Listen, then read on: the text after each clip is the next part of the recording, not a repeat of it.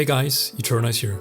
Today we're going to talk about mastering, and I'm going to share my current mastering chain going into 2026. Let's get into it.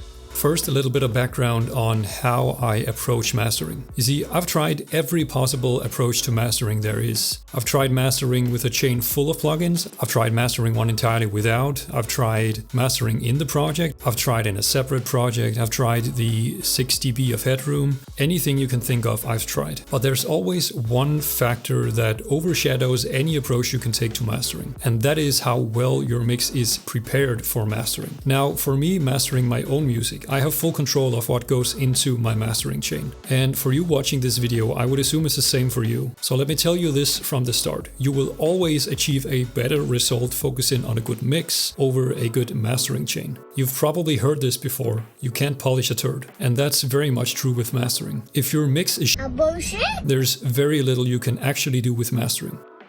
Alright, with that out of the way, let's talk about my mastering chain. I only have 3 plugins on my master: Multiband Compression, EQ, and Limiting. And again, going back to the different approaches I've tried over the years, this minimalistic approach to mastering has granted me the best results by far. The more plugins or the more drastic corrections I've had to do in mastering, the worse the outcome usually gets. So let's dive into each of the plugins. First is Multiband Compression. The way it's set up is that the bands are divided pretty equally across the mix, and I'm trying to use as many bands as I can. More bands means more control, but also a more reactive plugin, so more is not always better. It's about finding a balance. The attack is at 30%, which makes the compression fast and reactive, but still allows transients to come through. And this is crucial because this is affecting the entire mix. So if the attack is too fast, we remove all of the transients in the track.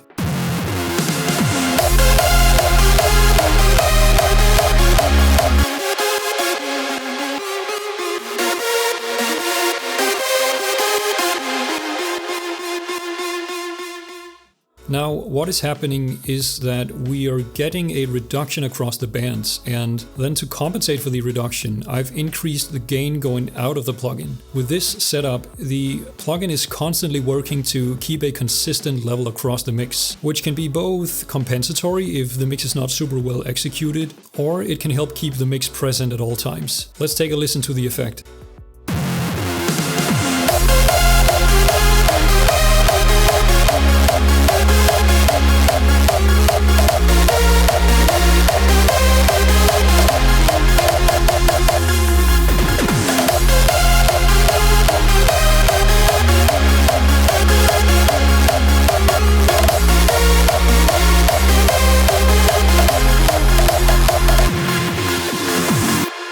So the effect of this plugin is a general lift in the energy of the track. That's kind of the feeling you get, but what really happens is a reduction in the dynamic range of the track, or what you'll call the glue effect. So you could say that this is a situational step, because not all my tracks needs more glue. In many cases, I've already achieved that effect in the mixing process. So it's a decision in the mastering process for sure.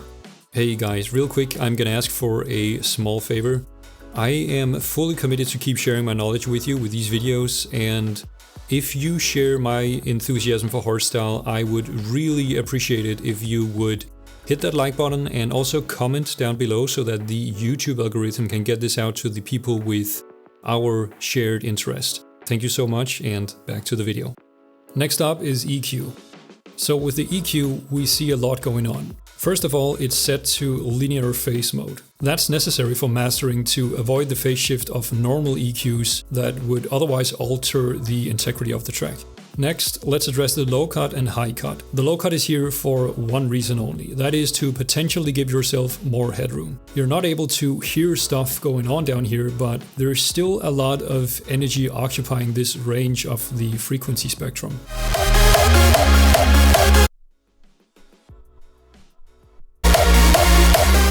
Now, I said potentially give you more headroom, and that's because low cutting like this doesn't necessarily result in additional headroom. So this is more of an insurance policy. The high cut you definitely can hear though, and making a high cut can help shape the top end and make it more consistent. Again, sort of a glue effect to help smooth out any differences in the high end there might be across the elements in your mix.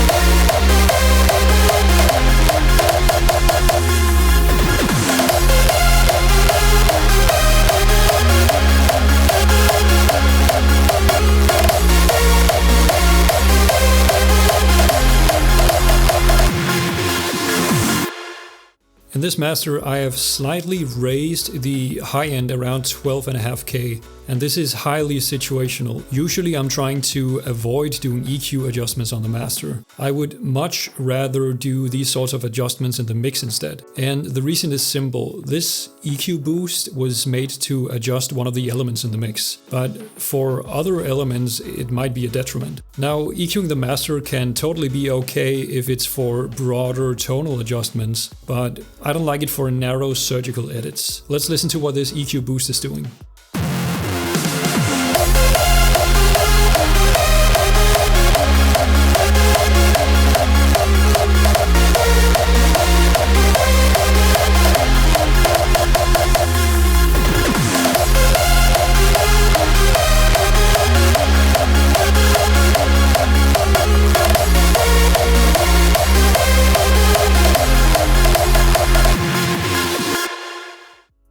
The last band is a side low cut, and it's automated to only activate during the climax. What this does, again, is to make as much headroom as we can during the most intense parts of the track. A lot of times, what's going on down here in the side signal is not really contributing to anything positive during the climax, so cutting it away might not change what you hear, but it can give you more headroom. Let's have a listen.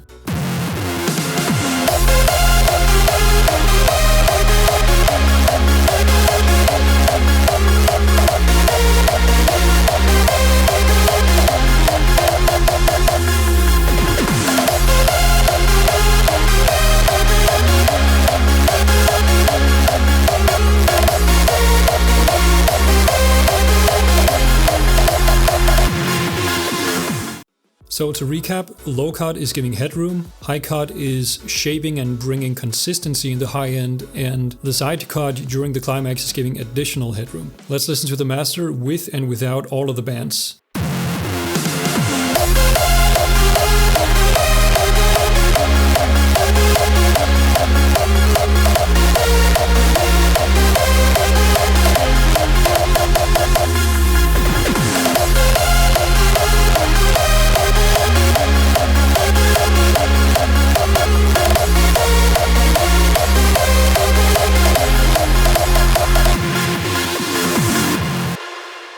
The last plugin to complete the master chain would usually be a limiter, but in my case it's an Oxford inflator acting as a hard ceiling. Even though the plugin is capable of saturation and coloring, in the default state it does nothing but acting as a hard clipper. And you may be asking, why are you not using a limiter? Well, in my experience, a limiter is far too often taking away edginess and microdynamics in hardstyle music. A limiter is designed to compress audio to fit within the ceiling. A clipper lets the audio go all the way up to the ceiling without any processing. So if my mix lets me get away with it, I would always choose a clipper over a limiter. It just gives you a crispier and louder master. It is important to understand though that what enables me to use a clipper is the fact that my mix is very clean. A clipper on the master is very unforgiving. So if your mix is not ready for it, it will give you a way worse result than if you were to just use a regular limiter. So this setup is not for everyone, but it has the potential of giving you a slightly better sounding master.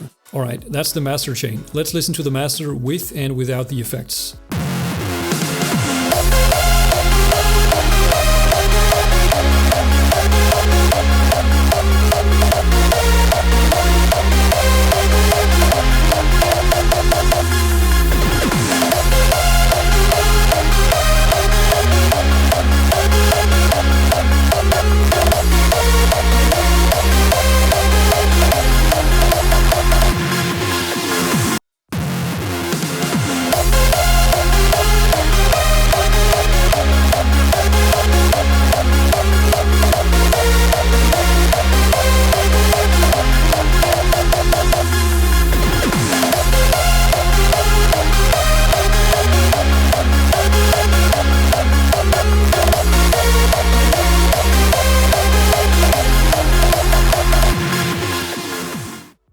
So things that comes to mind with the mastered version is it's more focused, it's a bit louder than the unmastered version, and it's more uniform due to the compression and the EQing. The effects here are pretty subtle, but that's again what we want. We want just a slightly more polished mix, and we want it to be maximized in any way it can. Alright guys, that's all for this video. Thank you for watching. Don't forget to like, comment and subscribe, and I'll see you in the next video. Bye.